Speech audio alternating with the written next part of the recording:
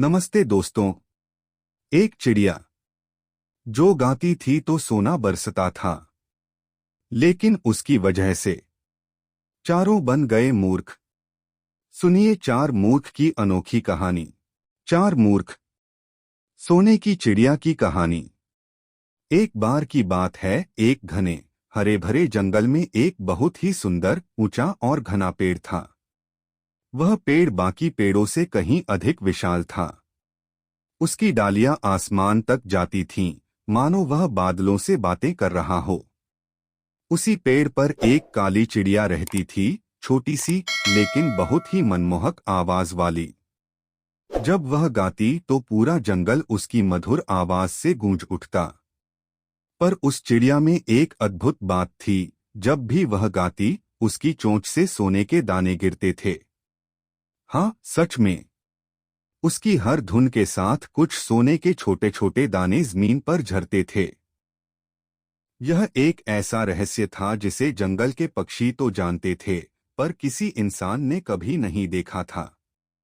एक दिन उसी जंगल से एक बहेलिया गुजर रहा था। वह रोज जंगल में पक्षी पकड़कर बाजार में बेचता था। लेकिन उस दिन की सुबह कुछ खास थी। उसने दूर पेड़ की ऊंची डाल पर बैठी काली चिड़िया को देखा जो मीठे स्वर में गा रही थी। बहेलिया रुका, ध्यान से सुनने लगा। अचानक उसने देखा कि चिड़िया के गीत के साथ साथ नीचे जमीन पर चमकदार चीजें गिर रही हैं। वह धीरे धीरे पास गया, झुककर देखा। अरे, ये तो सोने के दाने हैं। उसकी आंखें फटी की फटी रह गईं। वह खुशी से उछल पड़ा और बोला, वाह रे भाग्य, आज तो मेरी किस्मत खुल गई। अगर मैं इस चिड़िया को पकड़ लूं तो रोज सोना मिलेगा।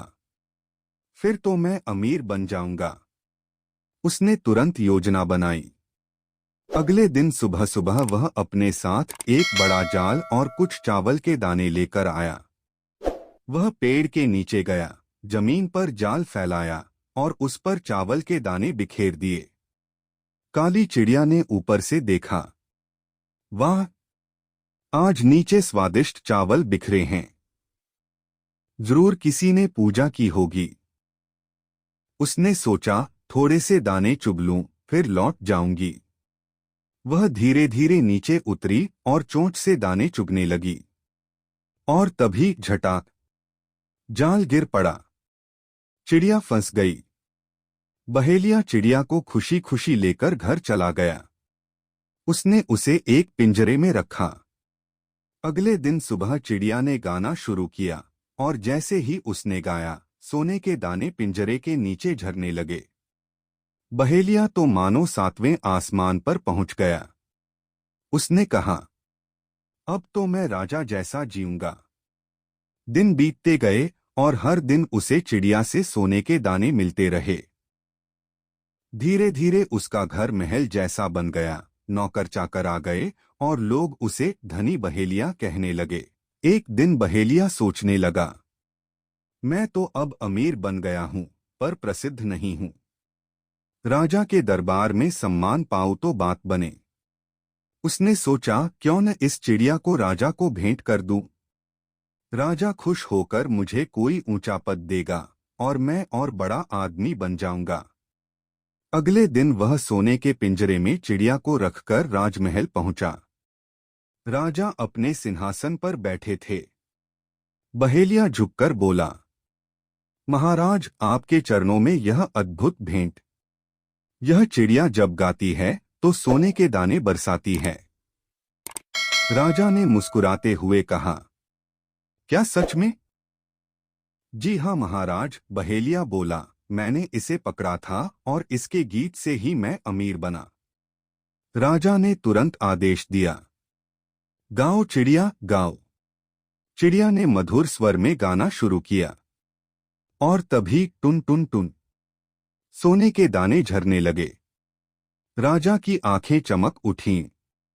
अद्भुत, उन्होंने कहा, बहेलिये, मैं तुझे अपने दरबार का मुख्य धनपाल बनाता हूं। बहेलिया झुककर बोला, धन्यवाद महाराज। अब वह राजा का खास सेवक बन गया।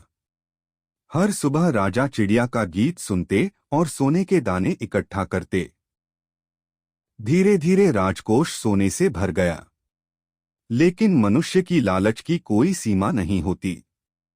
राजा सोचने लगा, यह चिड़िया तो मेरे राज्य की सबसे बड़ी संपत्ति है। क्यों न इसे रानी को भेंट कर दूं, ताकि वह भी प्रसन्न हो जाए। राजा ने सोने का सुंदर पिंजरा बनवाया और चिड़िया को उसमें रखकर रानी को उपहार दिया। प्रिय रानी, यह चिड़िया सोने के दाने बरसाती है। इसे संभाल कर रखना, राजा ने कहा। रानी मुस्कुराई। वह चिड़िया को देखती रही, नन्ही सी पर चमकदार आंखों वाली। रानी ने धीरे से कहा, छोटी सी जान है, इतने बड़े पिंजरे में बंद है। अगर इसे स्वतंत्रता पसंद हो तो?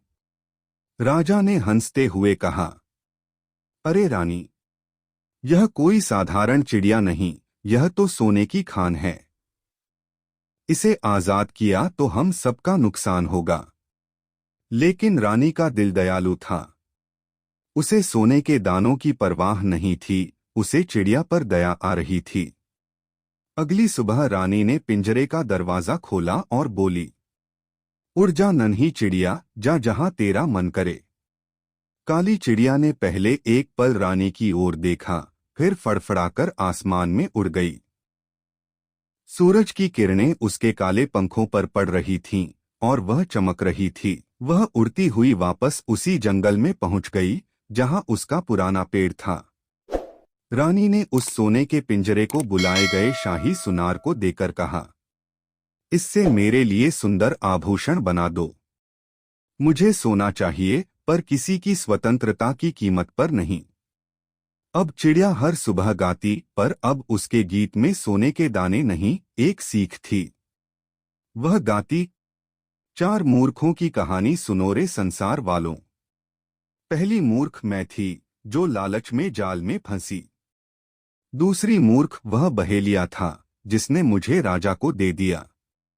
तीसरा मूर्ख राजा था, जिसने मुझे रानी को दे दिया। और चौथी मूर्ख रानी थी, जिसने मुझे आजाद कर दिया। पूरा जंगल उस गीत को सुनता और सोचता कि हर कोई अपने अपने स्वार्थ या भाव में मूर्खता कर बैठा। किसी ने लालच में, किसी ने प्रसिद्धि में, किसी ने दया में। कहानी की सीख, अति लालच, अति दया और अति दिखावा तीनों ही मनुष्य को मूर्ख बनाते हैं। बहेलिया अपने लालच में अंधा हुआ, राजा अपनी प्रतिष्ठा में खो गया और रानी दया दिखाने में जल्दबाजी कर गई। और चिड़िया, वह आजाद तो हो गई, पर अब कभी सोने के दाने नहीं गिराती थी। वह केवल यह सिखाती थी, बुद्धि से बड़ा कोई धन नहीं और विवेक से बड़ी कोई संपत्ति नहीं। जंगल के पेड़, नदियां और पक्षी जब भी उस काली चिड़िया का गीत सुनते तो सब शांत होकर सोच में पड़ जाते। सही कहा उसने, हर किसी के भीतर एक मूर्ख छिपा है, जो कभी न कभी अपने निर्णयों से उभर आता है। और दूर आसमान में वह चिड़िया उड़ती हुई गाती रहती, 4 मूर्खों की कहानी सुनो रे संसार वालों। नैतिक शिक्षा, जीवन में जब भी कोई निर्णय लो तो भावनाओं या लालच से नहीं, बुद्धि और विवेक से लो। जो चीज दूसरों को नुकसान पहुंचाकर मिलती है, वह कभी स्थायी सुख नहीं देती। ऐसी ही नई नई कहानी सुनने के लिए हमारे चैनल एसपी वॉइस नाथपुरा को सब्सक्राइब करें।